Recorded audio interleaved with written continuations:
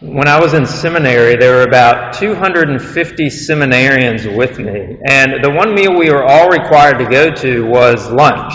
And it was amazing that the college could feed every one of us with plenty of food left over. Food production today, it's like a well-oiled machine, and with a little money, we could easily feed thousands of people if necessary. Well, in biblical times, food wasn't as widely available for such a large number of people. In our first reading, Elisha, he was presented food, and he commanded that it be given to the 100 men who were with him. Well, at this time, there was a famine in the land, and so food was scarce. There's a psalm in Scripture, though, that says that God promises to keep his people alive during famine. And this is what we see in our first reading. There wasn't enough food for those 100 men, and the person that Elisha commanded to distribute the food, he probably thought he was crazy. But Elisha, he trusted in God, and he was told that they shall eat, and there shall be some left over. Now, it's easy to see the connection between this reading and our gospel, the multiplication of the loaves and fishes. In this story, Jesus, he puts his disciples to the test, and they fail because they're not thinking spiritually. They see all of these people and the amount of food, and they panic. Philip says 200 days' wages worth of food would not be enough for each of them to have a little. They obviously didn't have a Costco back then.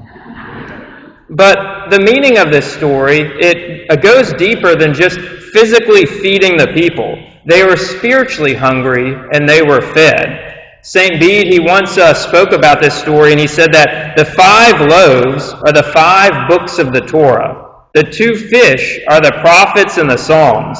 And the young boy is the Jewish people.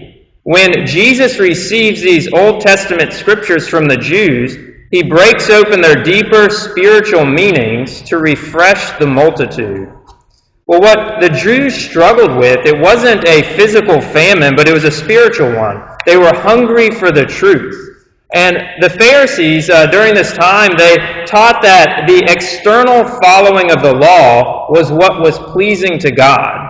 And that's a good place to start, but the problem was that external following of the law, it didn't lead to an interior change of heart. And it made life miserable for the Jews because the Pharisees, they would give them an impossible burden to carry. They added extra laws to the laws that God gave them. And if someone failed to keep those extra laws, then it was thought to be the same as breaking the law of God. Well, some of this came from the Pharisees seeing God as one who makes demands. And that's opposite of Jesus. Jesus teaches that God is gracious and merciful. He's slow to anger and abounding in steadfast love. And the reason for the laws of God is so that we can be happy, and that by following those laws, our hearts can be converted. And Jesus' action in this gospel, it demonstrates God's love and mercy for his people. If we take a little closer look at how he provided for them, we discover that he not only physically fed them, but he led them to a deeper knowledge of himself. And he does this by first opening Scripture to them. Now, it's not explicitly said in this reading, but we're told he goes up a mountain and he sits down with his disciples. And this is symbolic of Moses going up Mount Sinai. And it's also near this time that the Passover was taking place, which for the Jews, that would have brought to mind the Exodus and the manna that God provided for their ancestors in the wilderness. And this is significant because the Jews, they were expecting manna to return in the time of the Messiah. So when Jesus performed the miracle of the multiplication of the loaves and fishes, the Jews, they made that connection. Scripture, it was open for them, and they came to believe that Jesus was the promised Messiah.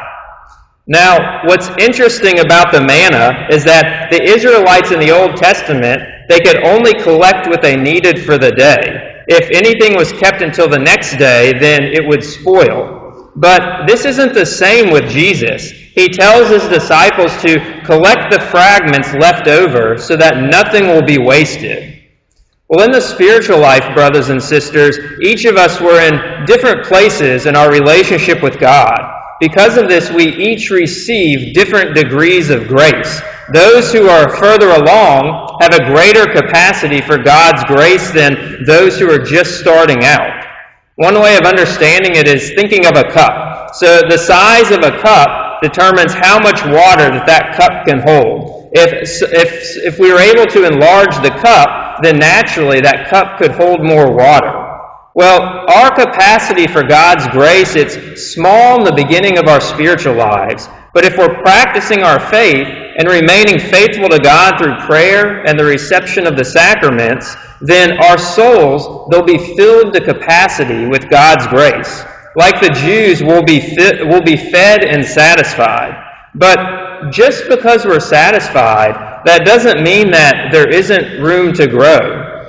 St. Augustine, he once said that the fragments left over in the gospel are the parts that the people couldn't eat. He said it's an indication that those deeper truths, which the multitude cannot take in, should be entrusted to those who are capable of receiving them, and afterward teaching them to others. Well, in our lives, there's always room to grow. And our hearts, they can expand as we practice our faith and do works of charity. And what it does is it leads us to a greater capacity for God's grace. But as we grow and are given grace to understand these deeper truths of our faith, we're meant to share what's been given to us with others. We don't hoard it to ourselves, but we help them grow in faith as well. And this is important because none of us are an island unto ourselves, but we're meant to help each other on the path to heaven. And there's good reason to spread the truth. Like the Jews in the gospel, the famine we suffer from, it's not a physical famine, but as Mother Teresa once said, it's a famine of love, truth, and life. The famine of life, we could say, is related to abortion and the violence that people inflict on others. It's a lack of respect for the dignity of the human person. The famine of truth, we see that when people make truth relative. It's that idea that I have my truth and you have your truth, and both are equally true. It would be almost like saying, it doesn't make much sense, because it'd be almost like saying, I believe in gravity and my friend doesn't, but we're both right. But if you dropped a rock on your friend's foot, I bet he'd start believing in gravity. But this famine of truth, it's basically when people think that there's no objective truth, and the individual, I, become the creator and arbiter of the truth. And then finally, we have the famine of love. And this is caused by selfishness. It's thinking that I'm more important than others. And we place ourselves at the center of the universe. And what's important is what I want, and I'll go to any means to get it. Well, the solution to overcoming these three famines is to turn to Jesus, who feeds us with his word and scripture and with his body and blood in the Eucharist. And when Jesus and his teachings take priority in our lives, then our hearts begin to expand. Our capacity for his grace increases, and we'll be more united with others. And we'll realize that even in the most impossible situations that we find ourselves, Jesus, he'll give us what we need, and then he'll send us out to provide for the needs of others.